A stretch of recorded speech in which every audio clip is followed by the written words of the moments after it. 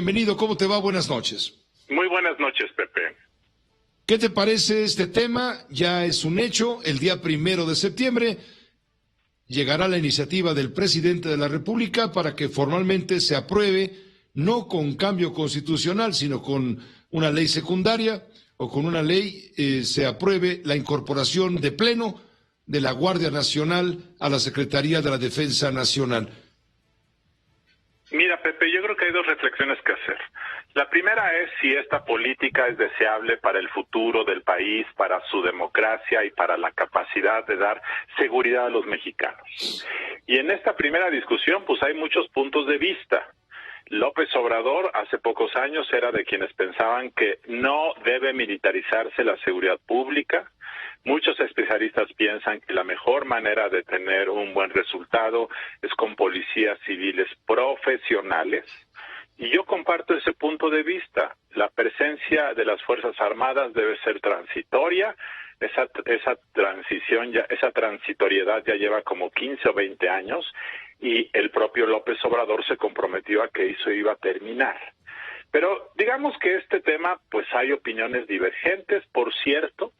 Un 50-55% de la población, según encuestas, ve bien que la Guardia Nacional sea parte de la Secretaría de la Defensa Nacional porque tiene confianza en los soldados.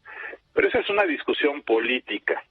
La que me parece que es la relevante en este momento es que esta propuesta de López Obrador es inconstitucional, porque Morena, el gobierno y todos los partidos en 2019 aprobaron reformas a la Constitución que dicen que la Guardia Nacional va a estar adscrita a la Secretaría de Seguridad Ciudadana, donde dice claramente que el mando será civil, donde dice claramente que en 2024 las Fuerzas Armadas tendrán que retirarse completamente de labores en el tema.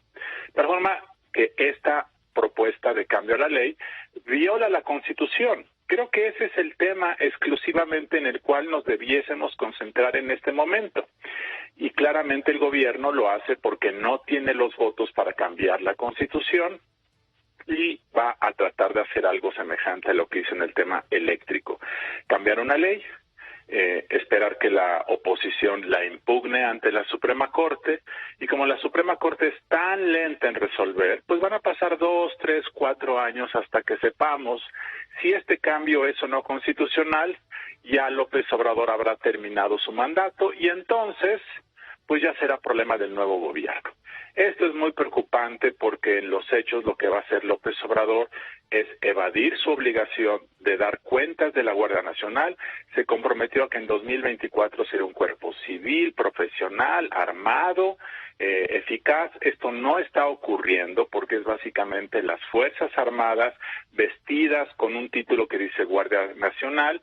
No es una institución que esté cumpliendo con su mandato. Ese creo que es el problema, y a mí lo que me preocupa mucho es que la Suprema Corte tiene 2 recursos, uno de 2019 y uno de 2020, en donde se impugnan estas decisiones de militarizar la Guardia Nacional, se impugna la presencia de las Fuerzas Armadas en las calles para proteger la seguridad, y como la Corte no resuelve eso, patea la pelota, entonces hoy el presidente pues se da cuenta de que tiene margen para poder violentar la Constitución porque la Corte está tardando mucho en resolver estos asuntos. Ese es mi punto de vista, Pepe. Pues queda clarísimo el punto de vista que ahora nos explicas y que va a ser debatido en la Cámara de Diputados para hacer el cambio necesario en la ley. No será un cambio constitucional porque Morena y aliados no tienen la mayoría calificada necesaria para ello, pero sí puede ser un decretazo. Pues en los hechos es como un decretazo. Bueno, no es un decretazo, pero es una ley de otra índole que se aprueba por mayoría simple y se acabó. Es aprobar una ley que es claramente inconstitucional. El Congreso mexicano, ante tal evidencia, no debiese aprobar eso. Los diputados que aprueben esto están violando abiertamente la Constitución y claramente eso sí debería de ser motivo de un juicio de tipo político, porque es una abierta violación. Se está aprobando algo que sabes que es inconstitucional.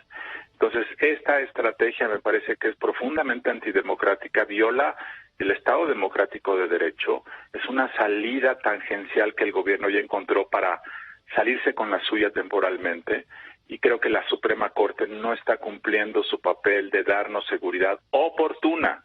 Cuando tú no decides de manera oportuna, permites que el gobierno en funciones haga estas cosas y las repita. Y esto me preocupa mucho, Pepe. Muchas gracias, Luis Carlos, como siempre, doctor. Buenas noches, Pepe. Esta fue una producción de Grupo Fórmula. Encuentra más contenido como este en radioformula.mx.